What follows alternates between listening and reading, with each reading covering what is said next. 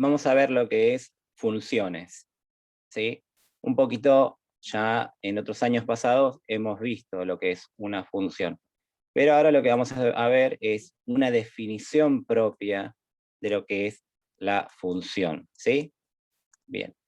Según esto, me dice que una función es una relación entre dos variables, en la cual a cada valor de la primera le corresponde un único valor, ¿sí? Un único valor de la segunda.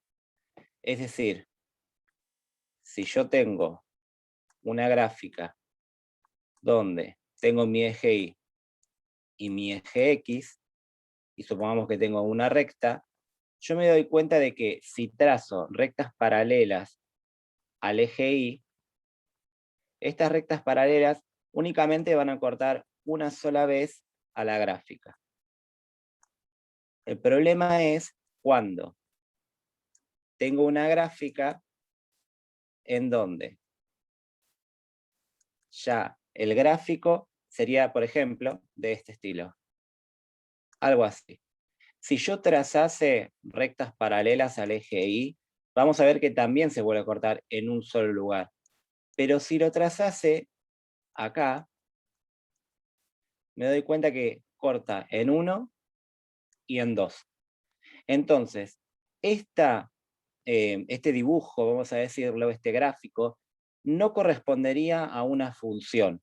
¿Por qué motivo? Porque no está respetando lo que dice la definición, que a cada valor de la primer variable le corresponde un único valor de la segunda variable. Entonces, acá vemos que a la variable X le corresponde un único valor de la variable Y. Siempre, siempre va a pasar. Pero en este que no es, nos damos cuenta que hay dos cortes en la gráfica y ahí ya nos damos cuenta que ya no está cumpliendo con el hecho de que sea un único valor. Entonces, eso sería una forma de identificar cuándo un grafiquito, un dibujo, es o no es una función. Bien. Más adelante nos dan un gráfico, ¿sí?, en el cual se relacionan ventas totales y tiempo en años, ¿sí? Acá dice en miles de pesos, en realidad serían en millones de pesos, ¿sí? En todo caso. Pero bueno, no importa, al margen de esto, de lo que dice acá. Como dice en este apartado, para cada valor del tiempo es la variable independiente.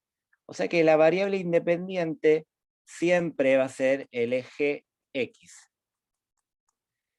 Existe una única cantidad de ventas. Variable dependiente va a ser siempre el eje Y. Algo de lo que hablamos en clase es por qué el eje Y es dependiente. Si ustedes se acuerdan, en primer año trazábamos una tablita de valores y poníamos arbitrariamente, es decir, lo que yo quiera, los valores de X. Supongamos 0, 1, menos 2, menos 3, no importa. Pero ¿qué pasa? Si este Y era una función 2 por X, este Y va a valer de acuerdo a los X que yo ponga. Por ejemplo, 2 por 0. Bueno, entonces Y va a valer 0. 2 por 1. Bueno, entonces Y va a valer 2. Quiere decir que yo a la variable Y la voy a obtener a través de la variable X. El Y depende de X. Entonces, en ese sentido se refiere a variable dependiente, ¿sí? Entonces, para que se entienda, la independiente siempre es el eje X y la dependiente es el eje Y. En este caso, sería variable independiente el tiempo en años y la variable independiente las ventas totales en millones de pesos. Después nos habla acerca de la cantidad de ventas del año 2006 fue de 5.909.981. Se dice que la imagen de 2006, es este valor numérico. Es decir que, si yo tuviese que notarlo de una manera, sería F de 2006, su imagen va a ser lo que yo tenga en el eje Y. En este caso me dicen que es 5.909.981. Entonces, esto es la imagen, mientras que lo que tengo acá adentro es la preimagen. No lo voy a escribir todo porque si no no voy a terminar. ¿Sí? Entonces, si alguien les pide, che, ¿me das la imagen de 2007? Bueno, te doy la imagen de 2007, me fijo en el eje Y, y aproximadamente capaz que es 7 millones, supongamos. Ah, listo, esa es la imagen de 2007. Bueno, ¿me podrías dar la preimagen para 15 millones? O mejor dicho, para 14 millones. Bueno, te doy la preimagen. O sea, la preimagen va a ser lo que va a estar en el eje X, que sería 2010. ¿Sí? Entonces, preimagen, imagen. Algo más que dice acá es acerca del conjunto dominio. Voy a borrar esto, voy a bajar un poco. El conjunto dominio de la función está formado por los valores que puede tomar la variable independiente. O en otras palabras, la variable X, o en otras palabras, en este grafiquito, el tiempo en años. Es decir, si yo tengo que notar cuál es el dominio de esta función, voy a poner dom, f de función, y voy a ver qué valores toma el eje X para el dibujito.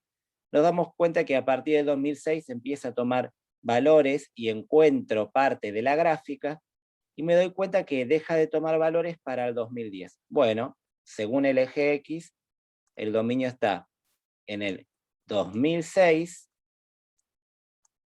hasta el 2010. Entonces esto va a ser el dominio. Bueno, y ahora me dicen el conjunto de imagen. Está formado por los valores que puede tomar la variable dependiente. O sea que, a la inversa, en vez de mirar el eje X de izquierda a derecha, siempre de izquierda a derecha, ahora voy a mirar la imagen de la función, que la tengo que mirar de abajo hacia arriba. La imagen de la función va a ser a partir de donde yo tengo gráfica. Antes de 5 no tengo ninguna gráfica, pero sí tengo un poquito después de 5, ¿sí? Entonces, bueno, si tuviese el valor exacto de lo que hay acá, pongo este valor, pero supongamos que empezó desde 5. Bueno, entonces empieza desde 5, miren que estoy haciendo desde abajo hacia arriba, y termina, y supongamos que terminó en 15. Digo supongamos porque justo este gráfico no es muy exacto para escribir la imagen, ¿no? Pero la imagen va a ser a partir de donde yo tenga gráfico. ¿Ven que en todo este sector yo tengo gráfico? Bueno, entonces, todo esto de acá sería imagen. Y todo esto de acá sería dominio. Pasamos a lo siguiente. Vemos que dice después análisis de gráfico. A mí me van a dar un gráfico y yo tengo que a partir del gráfico poder obtener distintos datos, ¿sí? Que van a ser parte del análisis de gráfico. Voy a tener ceros o raíces de la función, que ¿qué es lo que van a hacer? Va a ser el corte en el eje X. Por ejemplo, la gráfica viene en este sentido y ¡sac! Corta el eje X en 5. Sigue de vuelta y ¡sac! Corta al eje X en 8. Entonces, los ceros de la función están en 5 y en 8 porque la gráfica cortó al eje X en esos dos lugares. Vamos a ver lo que es extremos relativos. Extremos relativos son máximo relativo y mínimo relativo. Por ejemplo, dice acá que en x igual 2 hay un máximo. ¿Por qué? Porque a su izquierda la función crece y después decrece. ¿Sí? Entonces, si crece y después decrece, en el pico de la montañita voy a tener un máximo relativo. ¿Sí? Esto lo podemos ver en x igual 2, o también podemos decir que el máximo, bueno, lo voy a escribir acá, que el máximo se encuentra, bueno, es un paréntesis.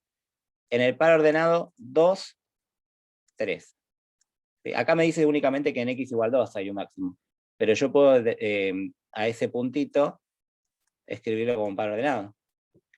Y el mínimo relativo dice que cuando la función viene decreciendo y después crece, en esa montañita inversa tengo un mínimo relativo. Lo mismo, puedo decir únicamente que en x igual 6 hay un mínimo, o si no, también puedo escribir que para el valor 6 en x le corresponde un valor menos 1 de y. Recuerden siempre que un par ordenado se escribe la primer componente en x y la segunda componente en y. Después me hablan de cuando una función es creciente o decreciente. A esto se le llama monotonía, si es creciente o decreciente. En algunos casos va a ser siempre creciente o siempre decreciente, o van a haber uniones. En este caso hay una unión. Si yo me fijo acá, a ver, acá crece y después vuelve a crecer acá. Entonces tengo que mirar el eje X. El eje X me está indicando a mí que, esperen que borro esto así no confunde.